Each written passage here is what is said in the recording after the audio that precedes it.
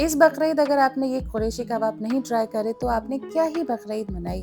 मैंने बहुत महीन कुटा हुआ कीमा लिया था। अगर आपका कीमा मोटा हो तो आप उसे ग्राइंडर में बहुत अच्छे से एक बार चला लें।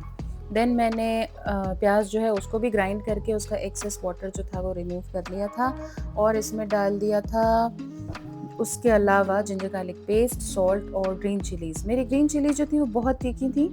अगर मैं हाथ से मिक्स करती तो मुझे बाद में हाथ में मिर्ची लगती, इसलिए मैंने ग्लव्स पहन लिए थे। हालांकि मुझे बाद में रियलाइज़ हुआ कि मुझे ये नहीं करना था। क्यों, वो मैं आपको बताती हूँ। अगर आपके पास एनिमल फैट है तो 20% ऑफ फैट, 80% मीट लें, बहुत लजीज बनते हैं। अदरवाइज मेरी तरह आप भी बटर मिला लें।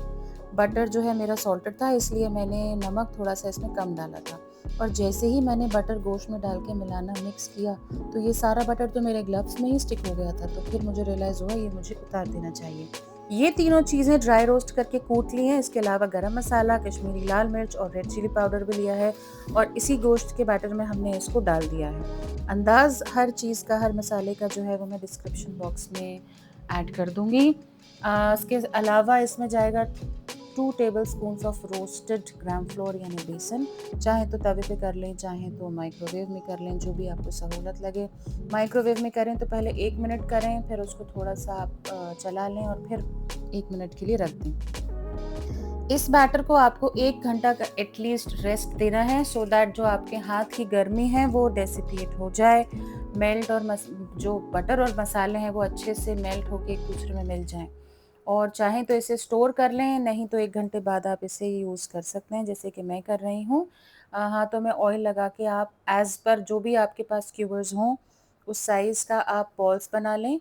अच्छा, ये बॉल्स बना के भी आप स्टोर कर सकते हैं और फिर आपके घर पे कोई गेस्ट आए या आपका खुद का दिल हो तो आप उसे उसी वक्त जो है वो स्क्यूवर्स पे लगा के सिंपली फ्राई कर लीजिए या एयर फ्राई कर लीजिए, जो भी आपको सही लगे।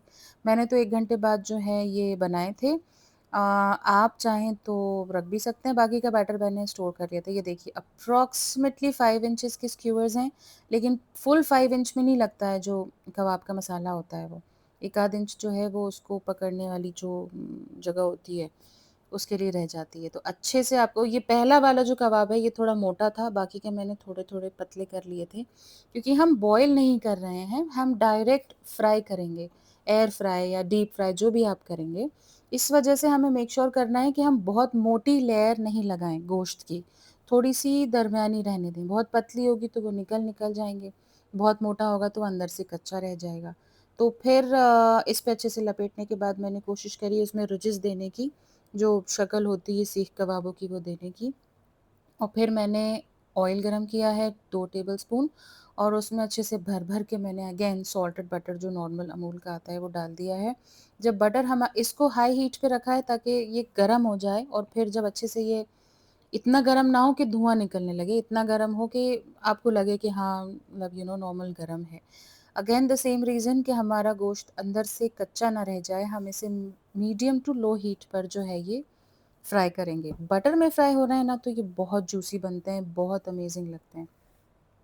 एक तरफ से फ्राई किया है, चेक करने के बाद फिर दूसरी तरफ से फ्राई किया है और जो साइड्स वाली जगह रह जाती हैं उनको भी फिर मैंने बहुत अच्छे से फ्राई करने की कोशिश करी है। मेरा ओरिएंटेशन ऑफ कैमरा बहुत गड़बड़ इसलिए है क्योंकि बकरीद का टाइम था एंड एज़ यू नो कहीं घर में कोई आ रहा है, कहीं हम कहीं जा रहे हैं, कहीं से गोश्त आया है, कहीं गोश्त भिजवाना है, कुछ बनाना है। तो इसी जल्दी में, इसी कमोशन में जो है वो मेरा कैमरा जो है सही से मैं सेट नहीं कर पाई।